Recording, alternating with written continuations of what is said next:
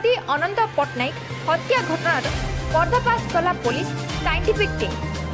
गोटे जगह हत्या अन्य जगह अनंत शव उद्धार घटना शव जबत स्थान देसी पिस्तल कला बैग रक्त छिटार नमूना संग्रह करिछि साइंटिफिक टीम। एपरिक नुआ खिरीडा आक्रमण स्थल को जाई हेलमेट जोता ठेंगा जबत करने सह दुर्बृत्तों सह अनंतों होइतिबा धस्ताधस्ती स्थल प्रदर्शन करिछि पुलिस स्वतंत्र टीम। बुधवार संध्यारे अनंत 2 जन सह मोटरसाइकल जोगे जाउथिबा समय पछरु एक बोलेरो रे 4 जन पीछा करी अनंतर मोटरसाइकल को धक्का देथिले। मोटरसाइकल रो अनंत खसी तळे पड़ी जिबा परे सख्त मूलिया ठेंगारे मुंड को बाहर करिबारु हेलमेट भांगी जाइथिला एवं दौड़ी पळाइबा बेले बोमा मध्य तांको ऊपर को फोपड़ा जाइथिला। अनंतंको सह एमानंको बेस किछि समय धरी धस्ताधस्ती होई प्रबल माड़र आघात रे अनंतंको मृत्यु होइथिला। सेठु तांकर मृतदेह को दुर्बृत्त माने उठै आनी बंधागुड़ा श्री जगन्नाथ विद्यापीठ कानसा निकट रे फोपड़ी दैथिले। अनंतंको मोटरसाइकल रे बसिथिबा 2 प्रत्यक्षदर्शी भय रे सेठु चली जाई पुलिस को खबर दैथिले। शेरगड़ा पुलिस बुधवार राति शव को जबत करी शेरगड़ा हॉस्पिटल रे भर्ती करथिले।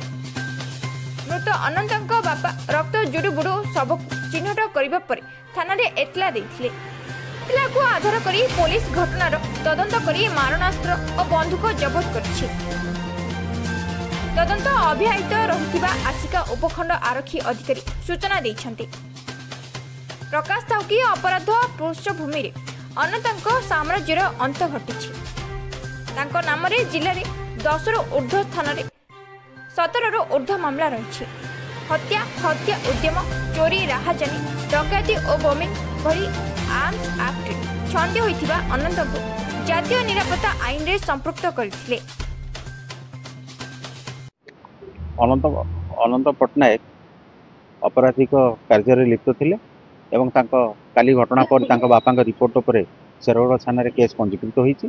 केस पंजीकृत होला पर तदंत समय जना पड़िबा पर 3 जन संपृक्त थिबा व्यक्ति को थाना रे अटक अछन सेमाने तांकर इंटरोगेशन चलीछि एवं परवर्ती समय रे आउ कार जदि संपृक्ति रहिथिबो ताले सेमानकु भी अरेस्ट करी फॉरवर्ड करा जाय। हत्या पूर्व शत्रुता को केंद्र करी हत्या होईछि। नुआ खेराडा रे जो प्रथम घटना सेठी घटिला सेमाने तांको सेठी अटकेकी अपराधी माने अनंत पट्टनायक को ठेंगारे बाड़े थिले एवं ताको तांको कार रे एई जगह को नै आसिथिले आ एई जगह रे अनंत पट्टनायक का मृत्यु होइछि।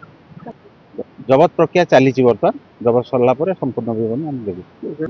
बंद से एई जगह रे बर्तमान तार बैकपैक एवं गोटे कंट्रीमेट पिस्तल एठी बर्तमान अछि। सेमाने साइंटिफिक टीम तांकर काम जारी अछन्ती संग्रह कर जहाँ तदंतरु बर्तमान सुधा जना पड़ी पूर्व शत्रुता ही यही घटना बर्तमान स्पॉट यही जगह आम बर्तमान साइंटिफिक टीम विजिट कर गला पर जना पड़े। एनएससी दिखाई कोटिनोड एनएससी दिखाई एवं आस्का शेरगढ़ बड़गढ़ थाना गुड़ा केस बर्तमान इंटरोगेशन चली एवं परवर्ती समय जदि आकार संपृक्ति आसे गिरफ्त कर। अखिल पट्टनायक रिपोर्ट नारद न्यूज ओडिया।